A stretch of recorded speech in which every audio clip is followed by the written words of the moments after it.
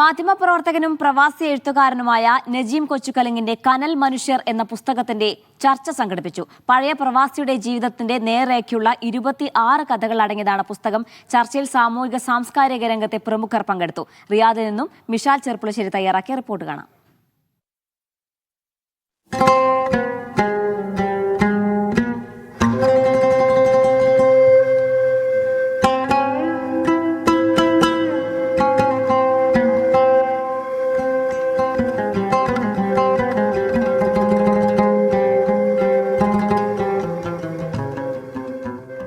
സൗദിയിലെ കനൽ മനുഷ്യനെ പരിചയപ്പെടുത്താനാണ് ഇന്ന് വന്നിട്ടുള്ളത്. മാധ്യമപ്രവർത്തകനും എഴുത്തുകാരനും സാമൂഹിക പ്രവർത്തകനുമായ നജീം കൊച്ചുകലിങ്ങിന്റെ പുസ്തകത്തിന്റെ പേരാണ് കനൽ മനുഷ്യൻ. കനലെരിയുന്ന ആ കനൽ മനുഷ്യന്റെ കഥയാണിന്ന് പറയുന്നത്. 8 വർഷങ്ങൾക്ക് മുൻപാണ് ചിന്ത പബ്ലിഷേഴ്സ് നജീമിന്റെ വാക്കുകളിൽ മഷി പുരട്ടുന്നത്. കനൽ മനുഷ്യർ എന്ന പേരിൽ പ്രവാസത്തിന്റെ നേർരേഖ വരച്ചിടുന്നതാണ് പുസ്തകം. കഥകളുടെ പ്രമേയവും ശൈലിയും ഇന്നും പ്രസക്തമായതിനാലാണ് വീണ്ടും പുസ്തകത്തെക്കുറിച്ചുള്ള ചർച്ച സംഘടിപ്പിച്ചത്. പ്രവാസത്തിലെ ഓരോ സംഭവങ്ങളും അത് റിപ്പോർട്ട് ചെയ്യാൻ ഞാൻ കുറേ കാലം റിപ്പോർട്ടറായിരുന്നു. അപ്പോൾ അതുകൊണ്ട് തന്നെ ഞാൻ ആ റിപ്പോർട്ട് ചെയ്യാൻ വേണ്ടി ഈ സംഭവങ്ങളോടൊപ്പമൊക്കെ സഞ്ചരിച്ചിട്ടുണ്ട്. അപ്പോൾ അങ്ങനെ സഞ്ചരിക്കുമ്പോൾ നമുക്ക് കേവലം പത്രത്തിൽ റിപ്പോർട്ട് ചെയ്യാനുള്ളത് അല്ലാത്ത അതിനപ്പുറത്തേക്കുള്ള വലിയ അനുഭവങ്ങൾ അതിലൂടെ ഉണ്ടായിട്ടുണ്ട്. ആ അനുഭവങ്ങൾ പലതും തീക്ഷ്ണേറിയതാണ്. പ്രിയദർശിനി പബ്ലിക്കേഷനാണ് സൗദിയിലെ റിയാദിൽ പുസ്തക ചർച്ച ഒരുക്കിയത്. പ്രവാസത്തിന്റെ ചൂടും ചൂരുമാണ് എഴുത്തുകാരനെ അനുഭവങ്ങൾ കൊണ്ട് രാഗി മിനുക്കുന്നത്.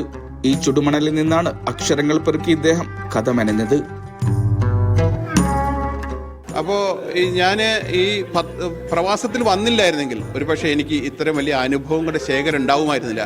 കാരണം നമ്മുടെ ജീവിത ചുറ്റുപാടിലൊന്നും നമ്മൾ കാണുന്നതല്ല ഒരു പ്രവാസത്തിൽ. കാരണം പ്രവാസം എന്ന് പറയുന്നത് ഒരു യൂണിവേഴ്സാണ്. കഥകളിലുടനീളം റിയാദിലെ സാധാരണക്കാരുടെ ജീവിതമൊഴുകുന്ന ബത്ത്ഹ കാണാം. ബത്ത്ഹയിലെ ജീവിതം വായിക്കാം. ലോകത്തിന്റെ മുക്കുമൂലകളിൽ നിന്നുള്ള മനുഷ്യർ ഈ ബത്ത്ഹയിലേക്ക് വരുന്നുണ്ട്.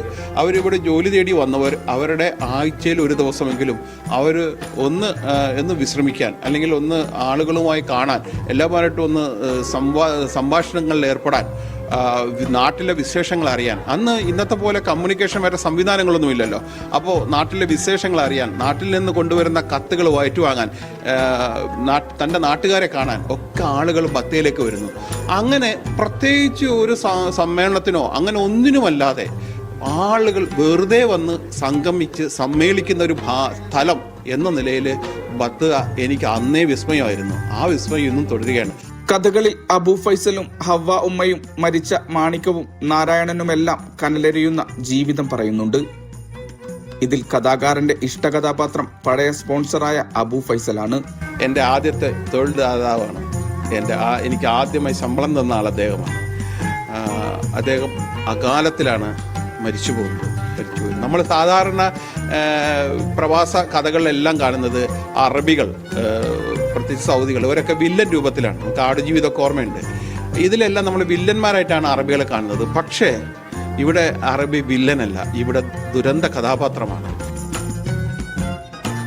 അനുഭവങ്ങളുടെ ഭാണ്ഡക്കെട്ടുകളുമായി കഥാകാരൻ കനൽ വഴികൾ താണ്ടുകയാണ്. കനവും കഥനവും നിറഞ്ഞ പ്രവാസത്തിലെ കനൽ മനുഷ്യരുടെ കഥ തുടരുകയാണ്. ഇത്തരത്തിലുള്ള 100,000 കലാകാരന്മാരും സാഹിത്യകാരന്മാരും സൗദിയുടെ പ്രവാസ ലോകത്തുടനീളമുണ്ട്.